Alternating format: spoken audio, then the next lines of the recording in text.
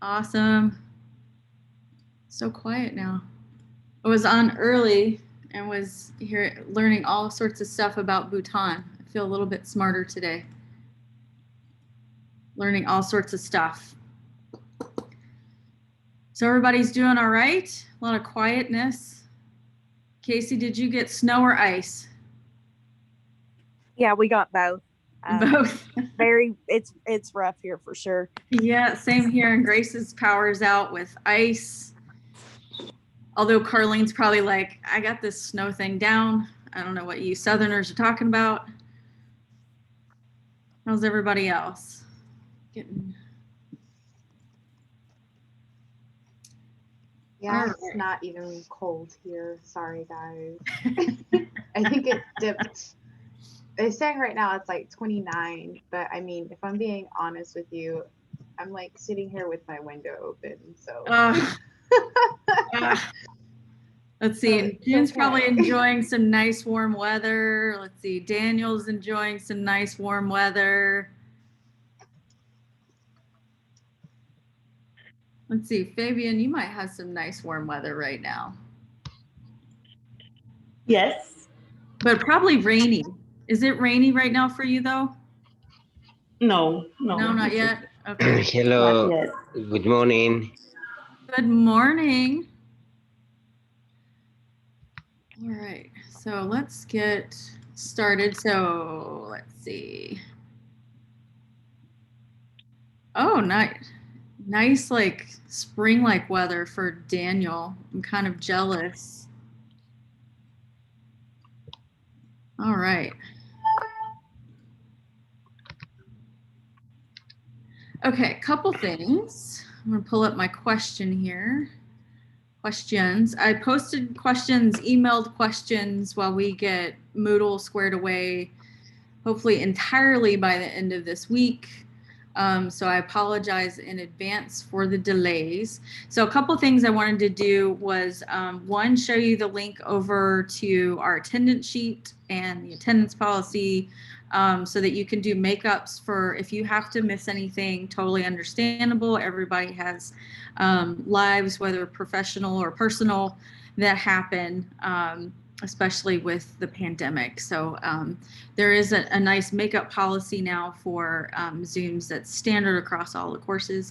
I want to talk about a little bit about the lab number 1 and go through the activities of that. And then I have some great questions that I think will be some interesting conversation and actually get you all started on your first lab. We'll be talking about community. Did I already paste those back in? Here we go. I'm putting them back in the chat. They're in Moodle. They're in your email. So you have access to them in a variety of places.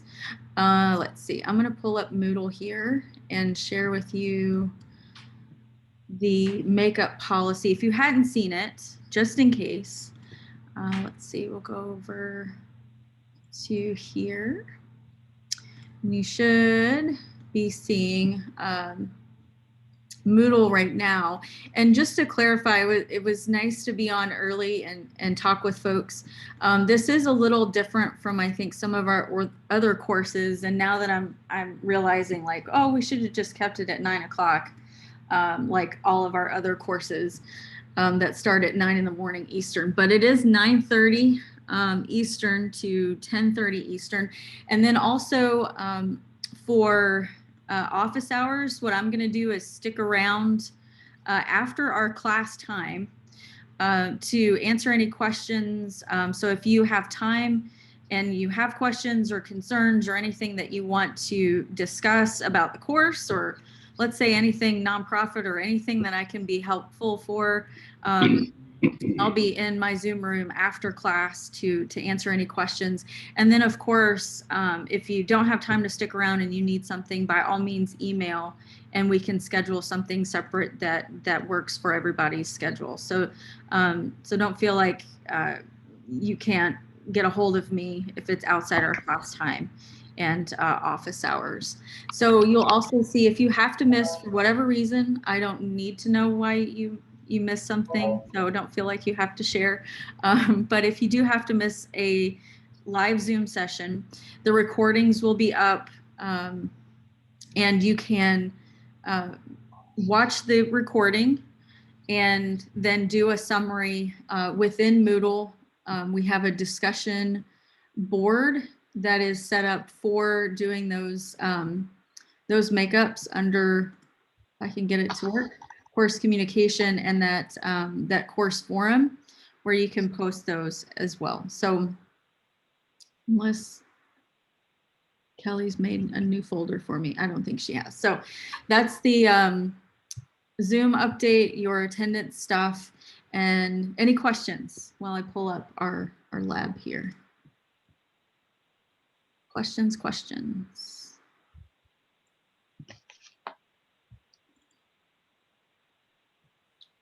Good deal.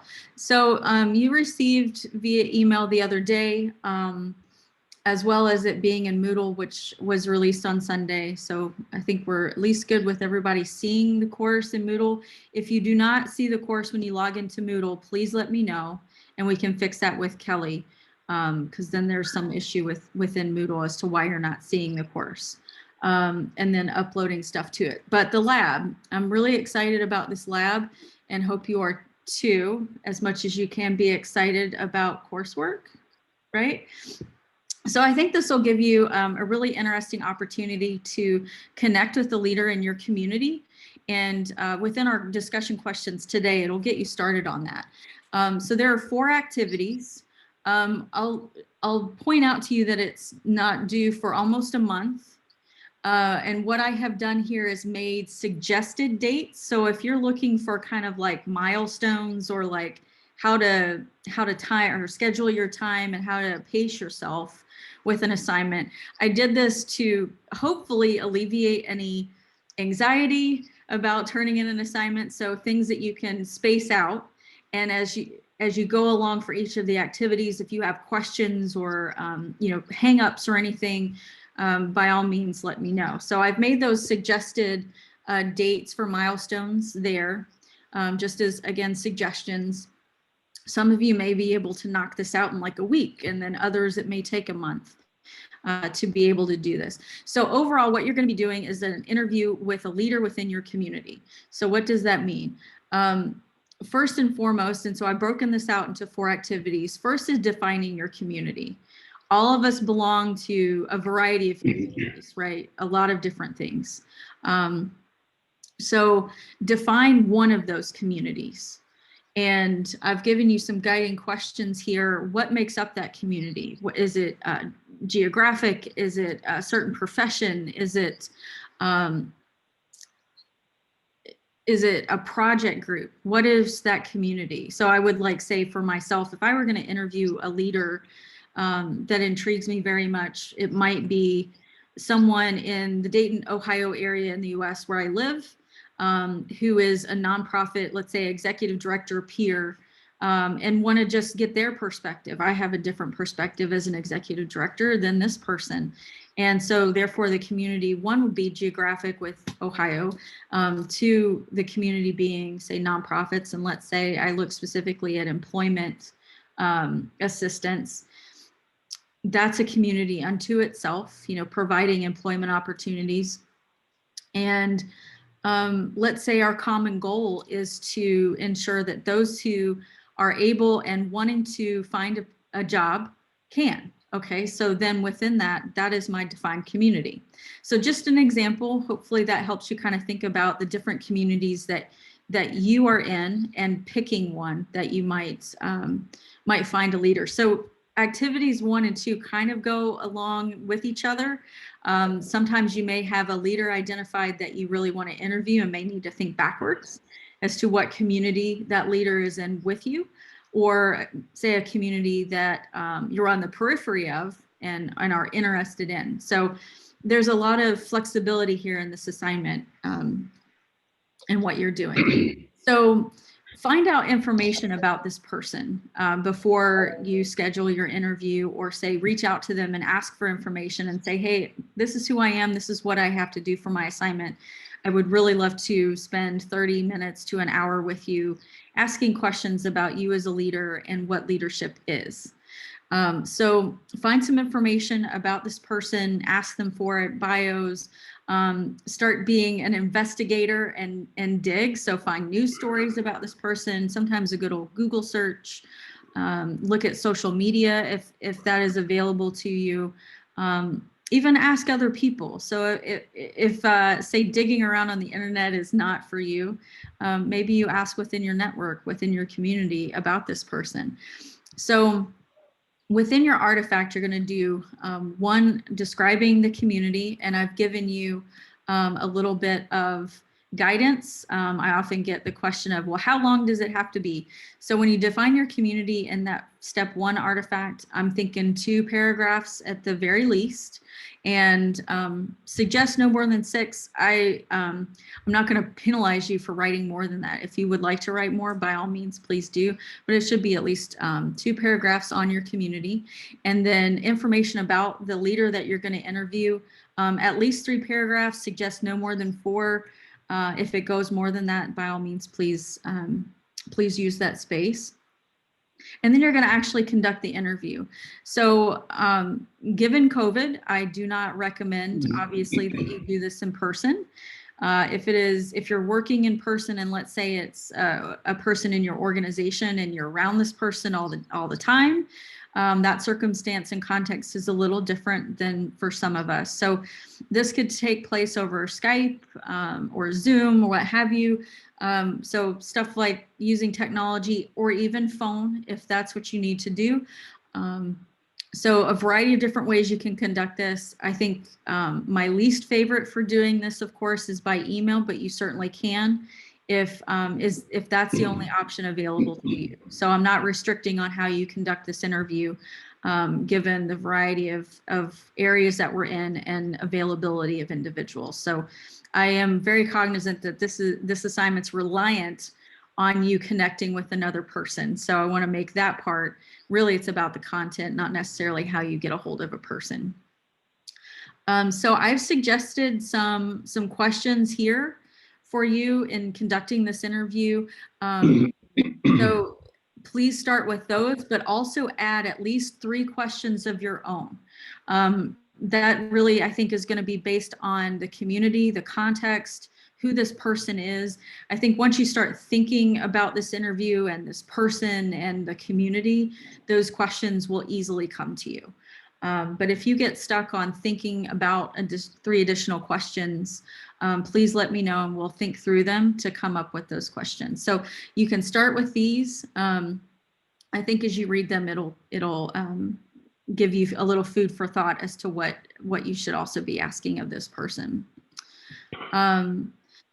So then you'll give essentially a verbatim, if you will. Some of it may be distilled if you are like taking notes versus say recording or an email. But provide us your question and the response. That part's pretty self-explanatory. Question response. So that length is going to depend strictly upon the questions you ask and the answers that are provided. If they give short answers, it'll be a short section. So there is no suggested, minimum there. It is what it is. And then last but not least, and I think the most influential part of this, as I correct my grammar here, most influential part of this is what you learn from this interview. You're going to be asking them a perspective on leadership and how they lead, and what might you glean from that to use in leadership yourself. Working with one leader forever ago, and I honestly can't even remember at this point who it was because I've adopted this viewpoint for so long. A leader once told me that they would never ask someone else, like in their organization, their community, to do something that they would not do themselves. And so that's just one, piece that I took away from another leader and have used in my entire career.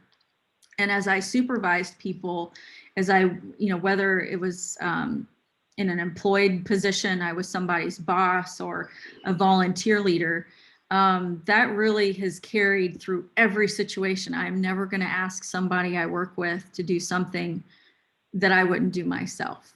So that was my lesson learned a long time ago. And so hopefully from your interview, there's at least one kind of nugget, at least one, if not many, that you can take away as a leadership lesson, something that you feel is so important that you want to emulate, kind of in the example that I gave.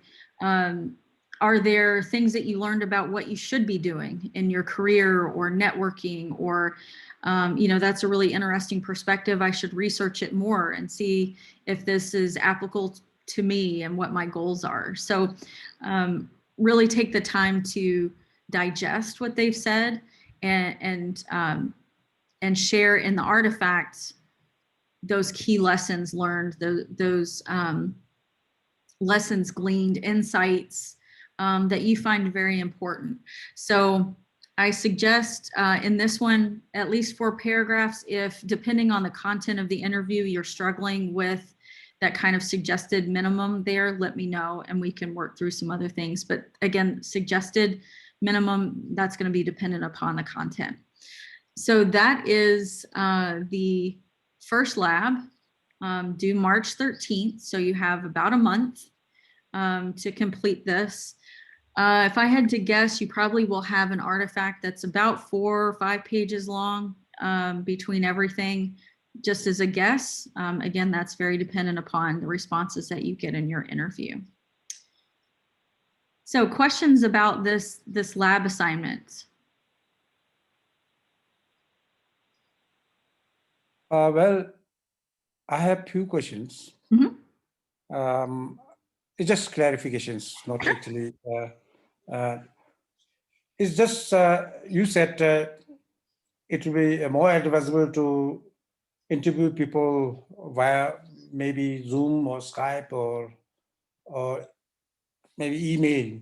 Mm-hmm. Because how about if you do it in person? Because sometimes what I'm thinking was at the back of mind, I just thought of a leader, and I have to be very honest, he's my cousin brother.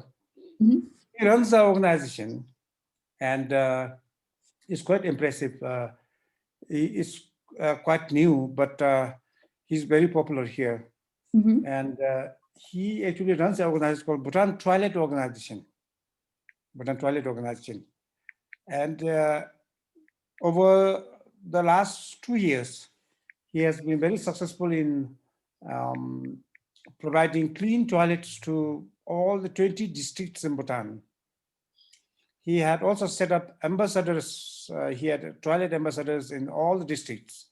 He had a lot of volunteers, and he actually lives in Thimphu, but he actually manages all those toilets. Sure. So sounds like a very interesting person, and certainly if you consider him a leader in your community, sounds like a great person to interview regardless of your relationship with them. So why I didn't put in anything in the lab about meeting in person is I didn't want any of you to feel as if you needed to say violate any CDC or other local health department suggestions, regulations, policies, any curfews or anything like that.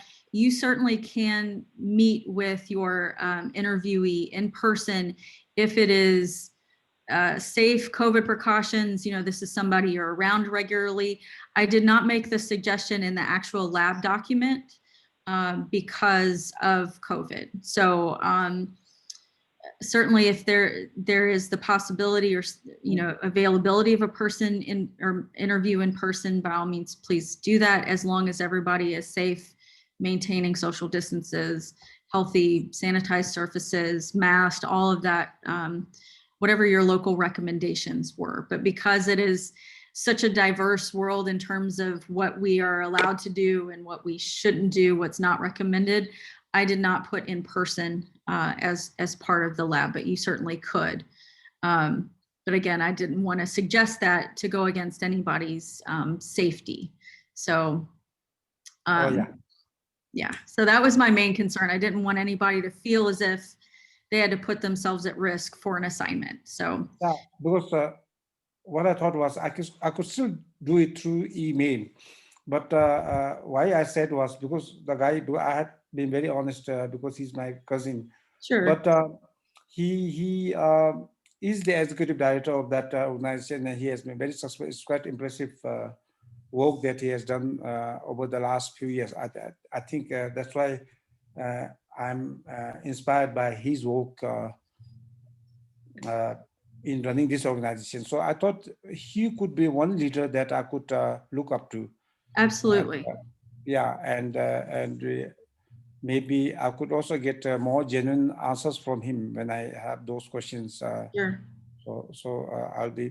That's what I mean. But I also thought this is one thing. But if that was, as you said, it's okay. If it is okay, then I will still go ahead with this. But otherwise, I could also maybe interview a person from the Department of Forest, which is quite related to the social research topic that I'm trying to do, Sure. that I've been talking to you earlier. So I could also do one with leadership from the Department of Forest. So out of these two, I would prefer doing the first one, but if that is that is not acceptable, then I could do the other one. Sounds like a plan. Great. Yeah. Thank you for the clarification. And are there any questions about an in-person interview from anybody that I need to answer? I just wanted to be very clear about safety concerns if you were meeting with someone in person. Other questions about the lab? I have one quick question. Sure. Is there a format, like, will it be an online portfolio, or do we just, a document is fine? So a document is fine. I Okay. put in there either Word or PDF. So if you create it in something else and convert it to PDF. I did not put in there ePortfolio, but those of you that do want to use ePortfolio, I've just had issues with getting people's assignments that way. So if you choose to use ePortfolio, that is fine. I just need to be able to access it. So if that's not an issue for anybody, then by all means, please use it. But I would, I guess, prefer, out of access reasons, a PDF or Word uploaded in Moodle, but ePortfolio is also fine. Thanks. Mm-hmm. The other question from me is about the artifact. I mean, the lab question that you have sent to. You said you sent it through a mail. I sent it via email, and it's also uploaded in Moodle. So I didn't get the email. That's why. Okay. So it was sent on Sunday, but I'll check with Kelly, because I think we had the same issues with Casey of her not being on the class email list. So I'll check email. I'll check with Kelly. Okay, that's great. It's also uploaded in Moodle, and while I'm sitting here looking at it, let's see. So many windows, so many windows. All right, I am also dropping it into the chat. So, and then if for whatever reason anybody still does not have it, please email me and let me know. Or I did in, yeah, email is probably good at this point for now. All right, any other questions?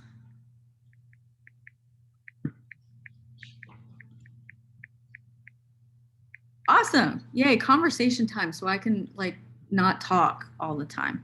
All right, so I put some questions in the email, in Moodle, and in your chat box over here to get us started on thinking about our communities and leadership in it. And hopefully kind of this perspective and just talking through this for the next 30 some odd minutes will actually get you started thinking about your communities. So whether you want to respond via audio and video or chat, depending on your technology connection at this point, thinking about your communities, when I say your community, what is the one thing that comes to mind in terms of the community that you consider yourself part of? Automatic, what's your community?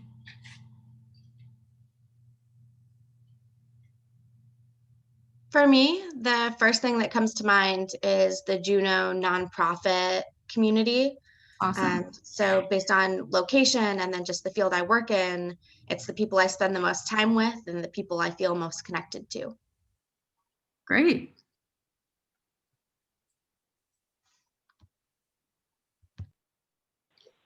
Who else? Hi. Oh, go ahead, please. Erika, good morning. Good I morning. am Germán.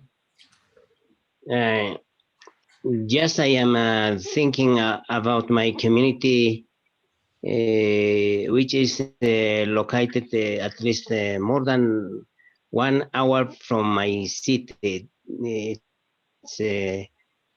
how do you say, something rural area, Yeah. and rural. I am thinking about that community. And so who lives in this community, or are there people that you're connected to in a certain way besides just geography? And we were about 1 month ago over there, and the community is the small one. And, the interesting thing is that community should be in the near future and one place to recreation for citizens living in crowded city, and that's I am thinking it should be interesting to uh, to to guide in order to develop that community. Very cool. Thank you for That's my sharing, idea. Herman. Okay. We think about community. What community do you belong to that you immediately think of? It doesn't have to have anything related to leadership. If it is within your community, I'm sure there's a leader in it, but it doesn't have to be related to work, school. You consider your first community you think of. For me, when you say community, I think as soon as I think of community, I just think of the beneficiaries of social works, social services that we could provide to. So recipients and clients Yeah, of your work. that's true. Great. Yeah. For me, I think of Big Laurel, which is where I work, but also where I live. So it's very intertwined. And in the last course, the Intro to Seed Scale, I used that as my community. And it was interesting because folks come here from all over. And so it was all virtual, but it was kind of perfect. So, because nobody could come here now. So we kind of did like, I don't know. I guess that's the first community that comes to mind, even though a lot of them we only see, once or twice a year, and a lot of them didn't know each other. So it was interesting because they all come at different times. So it was interesting to consider a community. They all have the same connection. They all have, looking at the definition of community, it made sense, but it was a little different than I expected. So I don't know. I guess that would be my first thought, but I don't know if I'll use that again or not. Interesting.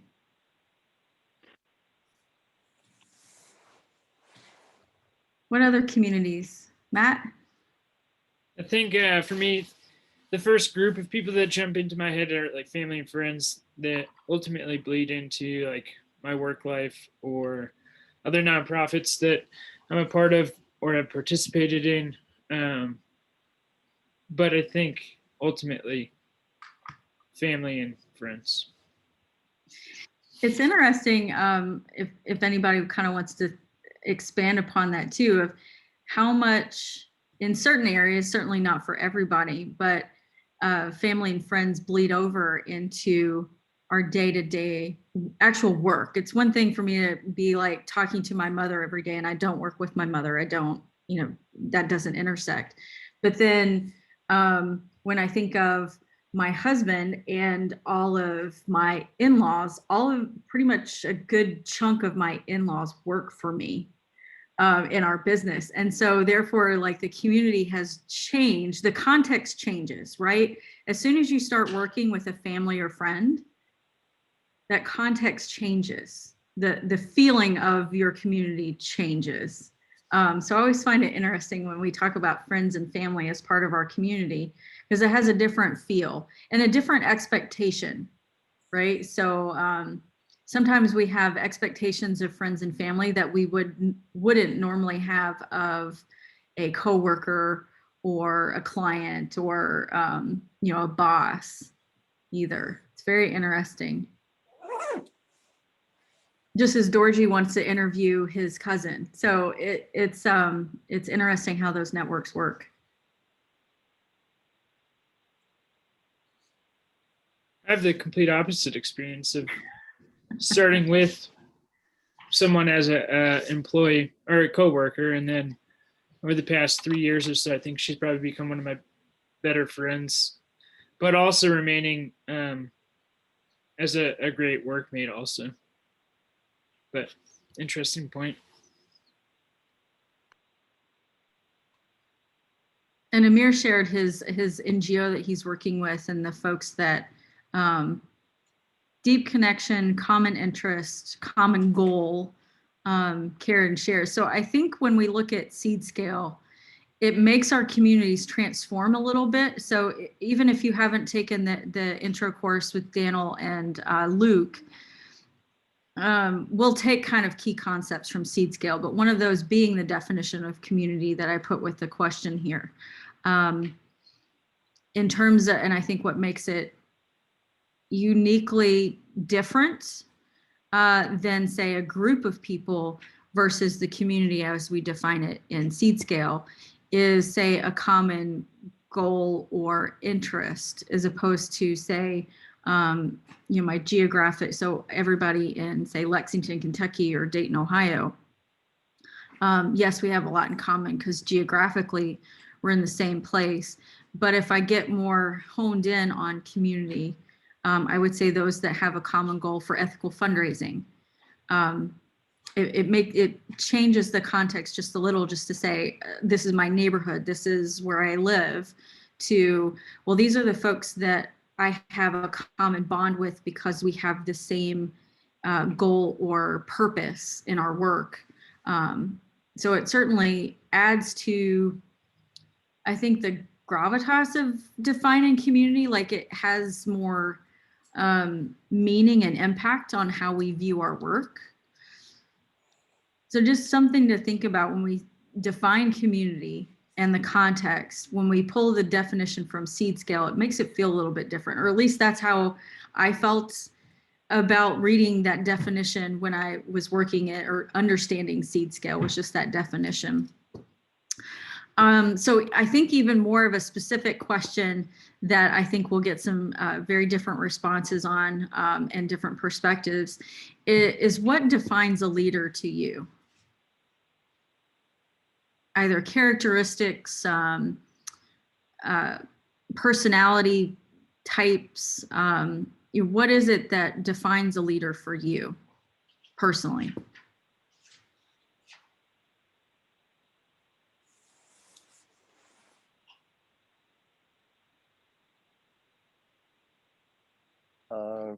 So for me, sorry, now it's not up there.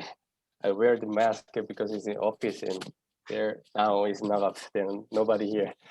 That's not great.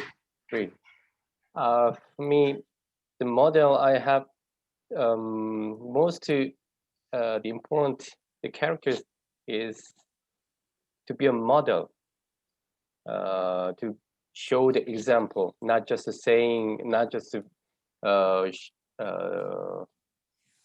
emphasize the vision or mission and the like, but the show as an action is one of key. And the other key, the element is the two who take a responsibility, even though it's not both were the leaders' fault, but as a leader of the community, okay, I'm the leader. I'll take a responsibility. I have a responsible person. I'm a responsible person, so I'll take a responsibility. Not blame the others, but just to take a blame herself or himself. So then I have a follow-up question to that. Do you consider that if they take responsibility, if they say are demonstrating taking action, does that always mean that they have like a formal title? If someone has a formal title, I think it feel more formal responsibility, but Or the expectation? Yes, from the expectation. But someone who has no title but think I am responsible person. For example, in Turkey, my society here in Malaya belongs Korean church, but I'm not the leader. I'm not pastor, but I feel sometimes when somebody newcomer come to join, and I feel okay, let's invite and treat and or some just chat to help to adjust the Malay more easily. That kind of feeling can be take a responsibility without the title. Thank you for sharing.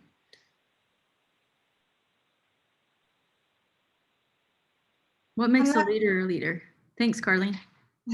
On that same vein, I don't think that just having a title is enough. For me, it's really someone who goes above and beyond. So it's not enough, to have the title of executive director if you're not modeling the behavior, if you're not exceeding expectations. It's more than just your job description. I think it's how you behave and how you hold yourself and how you treat others. So I have a follow-up question to that too. What about burnout? Yeah, I think that being a good leader also means that you can recognize your boundaries and that you know when you need to take a step back or call on other leaders in your organization or your community and say, can you step up right now so that I can take a step back? And I think that's part of leadership too. Awesome. I think something really important to be a leader is to be able to not just to get the work done yourself, but to motivate others, like a catalyst and like an energy that organizes other people to join. Actually, yeah, I want to piggyback off of that. I think the other part of being a leader is recognizing and motivating a sense of sustainability, because if you have people that are that you're putting time into and investing them learning these leadership skills, if you were able to step back, then like things will still get done. Like I know at work for me, I don't like having to be there and like give direct orders out every single time. So I tell people, hey, you guys can make these decisions yourself and talk to each other and see what works for you, and just let me know. Like, don't wait for someone to come over and give you directions. Like, work amongst yourselves to figure out systems that work for you. So like, you don't ever want to have to like be there directly to make things go smoothly. You want people to be able to govern and work themselves and like help them get those resources to continue doing those things, so that like your role as a leader is just to continue motivating and directing. Sure. Well, I think both Grace and Ivy bring up an interesting concept, because I heard the word motivate from Grace, and kind of like from Ivy, you're kind of given something to do, just do it. You don't need me to tell you how to do it. But how do we think about delegation versus motivation when it comes to being a leader? Should I be doing both or one or the other? Because they are two different things. If I delegate, I give you an assignment. But maybe find a way, maybe find a way to encourage people to choose their assignments. I don't know.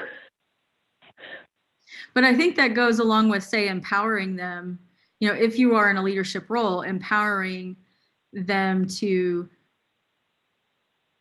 if they see something, do something about it, right? So it goes, I think it might have been something that Carlene alluded to say, well, even though it's not my job, and June said it too, really, if it's not in my job description, but I see something that needs to be fixed. Leadership is then, you know, if I feel motivated or empowered to do something about it versus, oh, I see that's wrong over there, that's broken, but I'm not really going to take the time or effort to fix it because that's not part of my role, or I don't think I should, or I'm going to get in trouble if I do it, or I don't have the skill set, but I'm also not going to ask about how to fix that. I think there is a difference there. And Casey posted a link to a really good book, How to Lead When You're Not in Charge. And this goes along with one of the week-long, I might have made it 2 weeks, week-long topics of followership, is one of my utmost favorite topics within the study of leadership, to say, you know, if I am a leader, I have to empower those that work with me to do their own leadership from a different perspective, right? So we'll dive into that, but that's exactly what I think Casey's suggestion here is getting at, is that I can be a leader without having a title, without being, quote, in charge, but taking on the responsibility that June mentions. We do that. Sorry, Sorry, but Casey. yeah, Erica hit it perfectly. I love that book. I love it very much. But that also kind of taps into inclusive leadership, and that's something that I personally work on daily. Is if you're in a team setting, that I try to use the term we and not I or me, because I find that very annoying that you find those leaders that it's I want this or I want that, it's not conducive to what the team could do collectively. And then you do that and you include your lower level team members to the conversation. You may not agree on what they have to say, but you're giving that power to be included into that conversation. And doing that, people will naturally begin to follow your leaders rather than being forced to do it in an organization. Absolutely. I think as an extension of what Ivy shared of, you know, being a manager and giving someone something to do, I think that's where some of our leaders may fall short, in that they hire somebody or bring somebody onto a team, and they're hired for a specific purpose. They have a role to play and a job to do, and then the leader tells them how to do their job when they're hired for the expertise and skills that they already have, and yet get in the way of letting them choose how they accomplish their goal and what they're set there to do. That's the one thing I think from a leadership perspective that drives me nuts. Like, no, someone was hired because they're good at what they do. Let them do what they were hired to do. Yeah, I'm definitely not a micromanager. I am the type that would say, help me help you.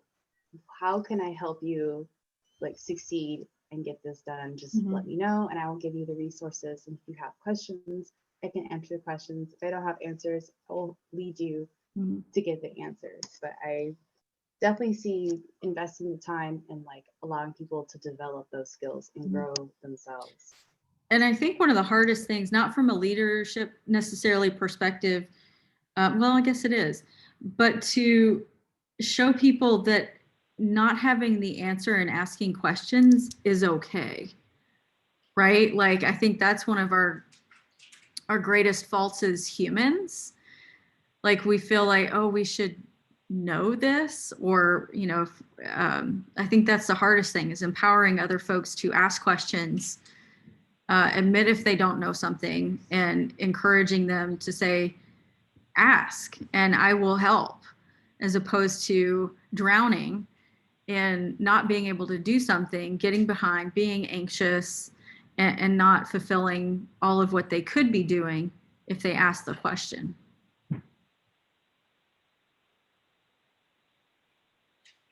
I just wanted to share one example of how my organization helps foster good leaders. And we just have a whiteboard that is called the Cool Ideas Board. And if you come up with a project or something that you think would be neat if we did, you just write it on there. And it's been things from podcasts to caregiver recognition projects to a homeless outreach event. And if there's something on there that you want to do, you just do it. And the office kind of rallies behind everyone to take charge of a project and to do it however you think it's best to organize and make it happen. Very cool. We also had something similar with conferences. We had like wow boards, like I can't believe, like this is really cool that this happened. But we also had a board for like, oh my gosh, I can't believe this happened. I want to forget it. I write it on, like it's like a big piece of paper. And after the event, we would just burn it. Like, this is all the stuff that didn't go the way it was supposed to, didn't go the way it was planned, bummed me out, ticked somebody else off. And then at the end of the week, usually it gets torn up, it gets burned. It's like, okay, we let it go. And I think that's a good part of leadership, is recognizing, hey, these are really good ideas. These are things that need to happen. Let's support this idea. And holy cow, this is what like is a dumpster fire and needs to go away. Any other aspects of leadership for folks that you recognize in other people that you feel are important, that maybe you as a leader take on? This is a really awesome list of yeah, Herman.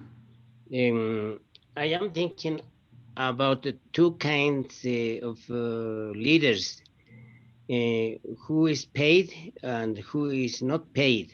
Mm-hmm. And we will work with community leaders who doesn't have any, sometimes doesn't have any money,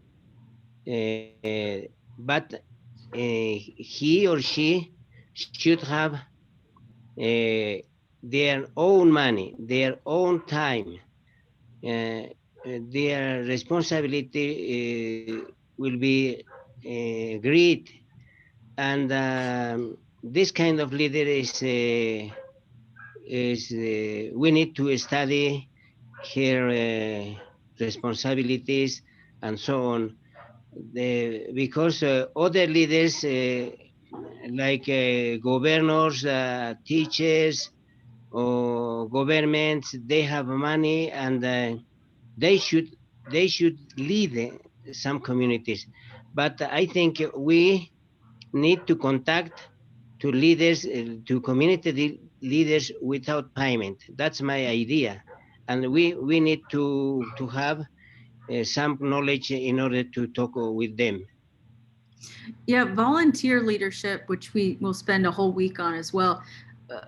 Volunteer leadership is harder, I think, because we have to recognize that there is a little bit of, I struggle with the word privilege in this, but to volunteer your time, we have to recognize that you have resources somewhere else that pay for the time that you're not getting paid to work, right? So if I volunteer an hour, I have to know that the money I'm not making for that hour where I could have worked, that I volunteered my time, pays for itself, right? So it's certainly, I think, a struggle when people are passionate about something, want to make progress in something, want to be a grassroots leader, who don't have the resources, who don't have the essentially money and time to make something happen. Makes the work harder when there aren't the resources.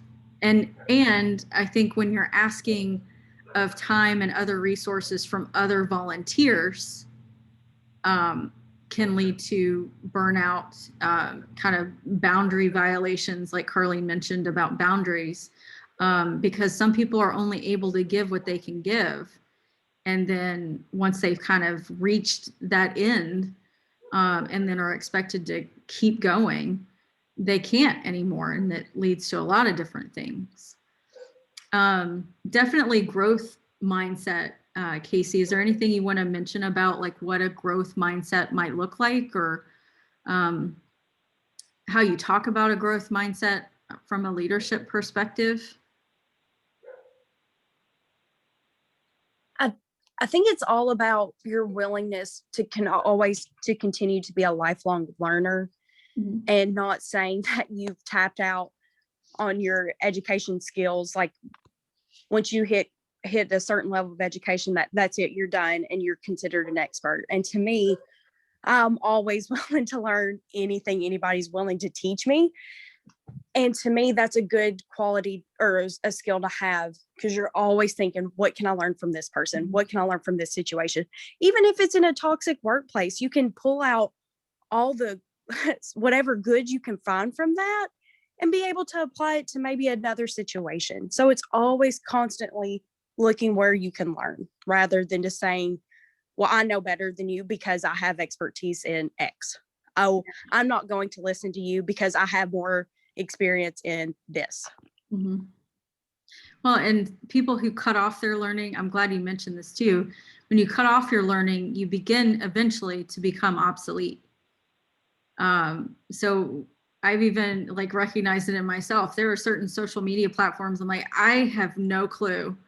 I have no clue about Slack, and yet my employees want to use Slack. And I'm like, crap, I've got to learn about Slack. I have to learn how to use it. And if I don't, am I a good leader at that point? Am I a good employer if I'm not able to communicate using a tool that my employees are more comfortable with? So if I cut off my learning, if I cut off my ability to understand, eventually I would be obsolete. And I think probably what we're also finding is some of our leaders who have been around for quite some time aren't picking up on the needs of technology, especially right now, aren't willing to learn how to do something in our current, climate. Are they holding themselves back, but also are they holding others back by not wanting to learn? Yeah, absolutely. But I do have a question for you. Do you think that is a generational issue? Personally, I would say yes. When you look at all the different generations in a workplace, in a group, in an organization, there are pros and cons for each generation. So whether it's technology, whether it's communication preferences, Right. like I would rather email somebody than get on the phone, where somebody who is 70, 80 would rather get on the phone than type an email. So even just in communication preferences, absolutely. And I think that makes a big impact on leadership, of willingness to adjust. Yeah, Erika, I had one question. Yeah, is there any situations that require dictatorship type of leadership? Because in most of African countries, I hope, and historically we can see most of the leaders are somewhat dictators. And it appears also in your country, the ex-president, and such leaders are also found in some Asian, Latin Americans, and other countries too. So the question is there any situations really that badly require such types of leadership? Like a military style, I mean. Well, I think we see that right now in I keep wanting to say Burma. I'm not used to calling Myanmar. From an American perspective, I certainly have a harder time understanding a dictator type of leadership. From my own personal perspective, I think that limits viewpoints, it limits ability for people to connect and share. When you're, from a dictator's perspective, supposed to have one one point of view, one mission, one goal. But then again, I've never, other than if you want to consider the perspective that you've shared of our past president and his leadership style, I have a very limited perspective on a dictatorship type of leader. Do I think do I think a dictator is not a leader? No, because they have some sort of, not necessarily always control, but if you want to call it a mindset or a shared vision, if you will. There are, I mean, a dictator cannot thrive in a vacuum, right? There has to be some sort of group that agrees with them.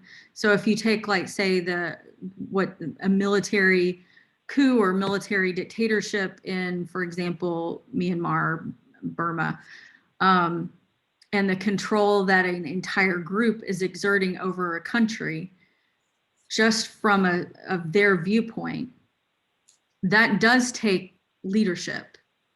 There is, even if you don't agree with it, a leadership component. So I think one example that most of us are familiar with as if you want to say toxic, as an unethical, bad leader would be Hitler. It constantly comes up in my communication classes, leadership classes, that even though the outcome of somebody's leadership role is negative, is toxic, is destructive, there was a leadership component that worked, right?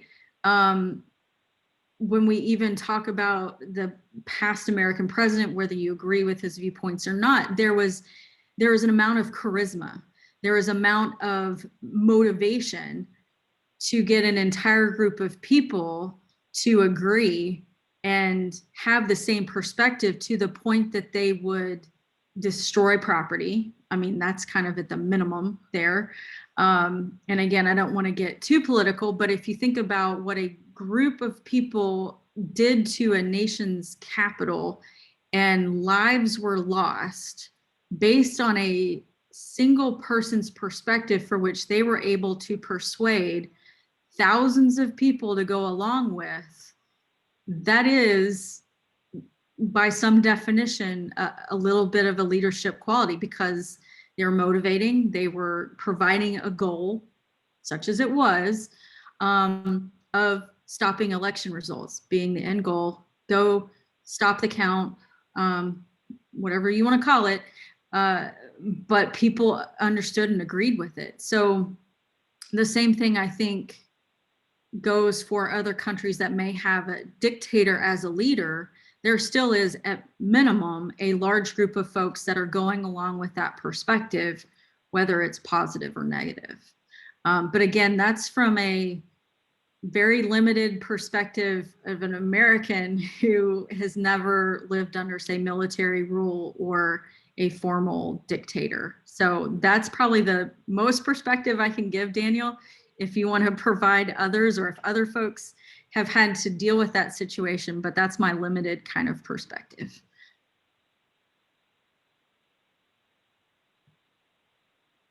But it is, as much as we don't want to admit, leadership in its own kind of weird, sometimes to other people acceptable way of leading. So what an awesome point. But it is, and certainly something we will talk about in toxic leadership as a whole week, and what that really means. And for some of us in some of the countries that we either live or from or identify with, that is the norm. That is what's acceptable. Whereas others of us in other countries where we come from, say, a democratic perspective, it isn't. But what makes democracy any better? When, say, a dictator has brought commerce, has brought education and growth, is it toxic? Something to think about. So thank you all for contributing to a very rich conversation today. I think very, very interesting perspectives, good questions, things to really think about.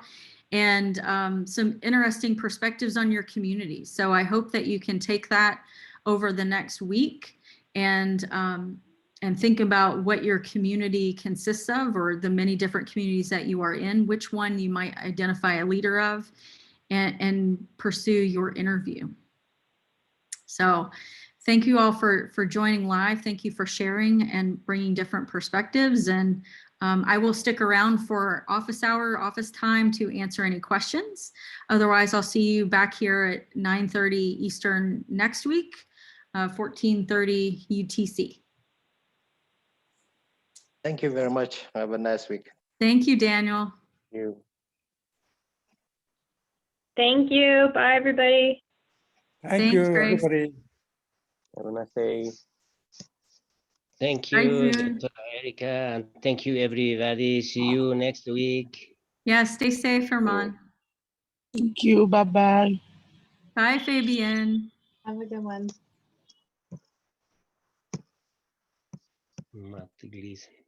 Erica, I just had a quick question about anything for last week that is worth noting that possibly missed. So we did introductions and just kind of an overview of topics for the course. I uploaded the slides, so very limited, it's like 6 slides last week of the topics, and I got feedback from folks, like in terms of expectations within those topics, things that people would want to see. So I'm like adding an HR piece within one of the weeks, developing skills of those that report to you, kind of leadership stuff. So if you look through Moodle, each of the weeks have a topic, some of them more than 1 week. So if there's anything that you think of in terms of expectation or something that you wanted to learn within those, let me know. And then the recordings, I think we still have to post, but you can make up that day that you lost by watching the recording. Okay, cool. I think one question I have for you is, maybe I was just thinking during this last class of at least in the States, I'm curious as to if this is elsewhere also in regards to leadership, but I feel like it's oftentimes when we think of leadership, it's always in these roles of power. Mm-hmm. And I'm curious as to if we'll hit anything around how that could be a disservice, or like how we've created this narrative of you have to hold this position to be a leader. And how that could be more damaging than following the leader, I guess, or like disempowering those that are not in positions of power. Right. So disenfranchising those that may not have a title, may not have been able to have a career. So we'll talk about the difference between, say, positional power against other types of leadership. But I think you'll also see that when we talk about followership, that leadership is not just, say, in a title, not just in a paycheck, not just in a defined role. So like perfect example June mentioned of, even though I'm not in a leadership role in my church, somebody who is new, I have a responsibility, I feel an obligation to be a leader for this new person and show them the way around and introduce them to other people. And that takes on leadership because of initiative, motivation, sense of responsibility to others. So I think you'll certainly see that in followership. But I did make a note, because I think what you said was very important to the conversation about us creating a narrative of what's important around leadership, especially around positions of power or leadership, as opposed to more organic, grassroots, bottom-up leadership that goes against that narrative and, say, very much from an American perspective, a cultural norm of leadership. Yeah, cool. Well, I look forward to the semester, and thanks for filling me in. Yeah, sure thing. Good to see you. You as well. See you next week. All right. Bye. See ya. Do you have a question, German? I want to ask you one clarification about the lab. Sure. I mean, I'm thinking about the community, my community. uh, I mean, the impression, the understanding of the community from my side is more like a relationship, strong relationship. But who I want to take an interview as a leader perspective to want to learn from the interviewee I'm considering is not quite part of my.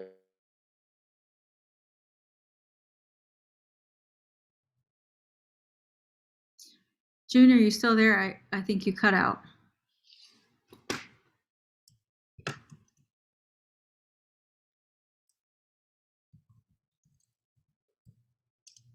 Let's see.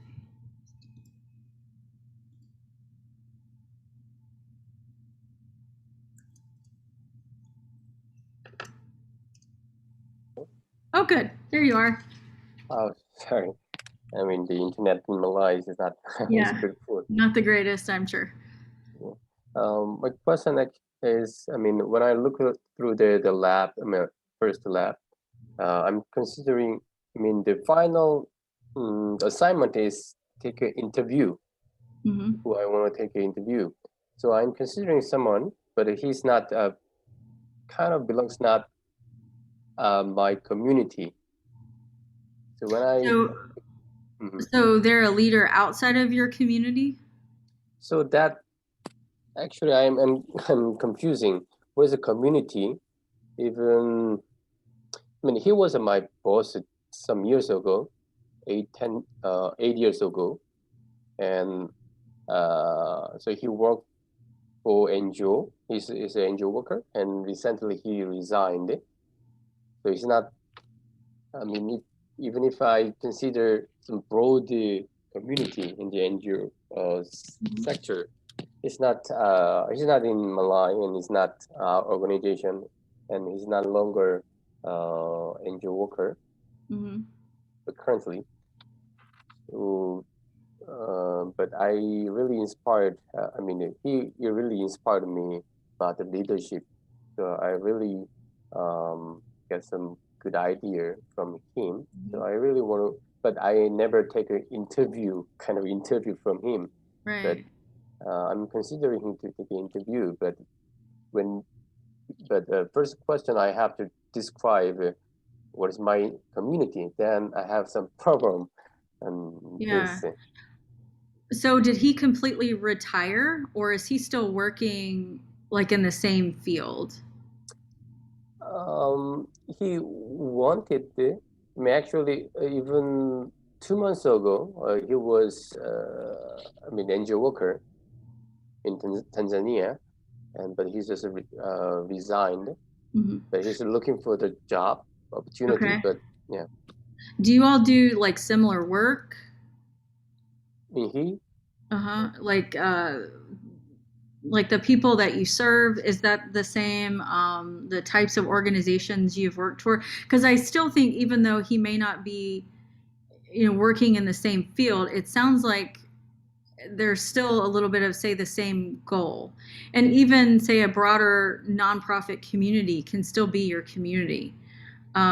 Even if he's not, say, active in it, people still seek him, right? People still network with him, still consider him part of the community. I mean, you consider him still part of your community, even though he's not physically near, even though he is not in a paid role within, say, the NGO community, he still is very much, it seems like, a part of it. But if you all are working, say, in the same field, even if you just say NGO, there still is a community there. And so I would, I guess, challenge you to think about the same goals that you still have, even within that, what would seem like a very large community, right? If we just say NGO. But are there perspectives that you still share, things that you're still working towards? Is it still working towards ending homelessness, ending hunger, making sure everybody's healthy? Whatever that kind of goal is, I think that still makes him part of the community, and the work that he still wants to do makes him part of that community.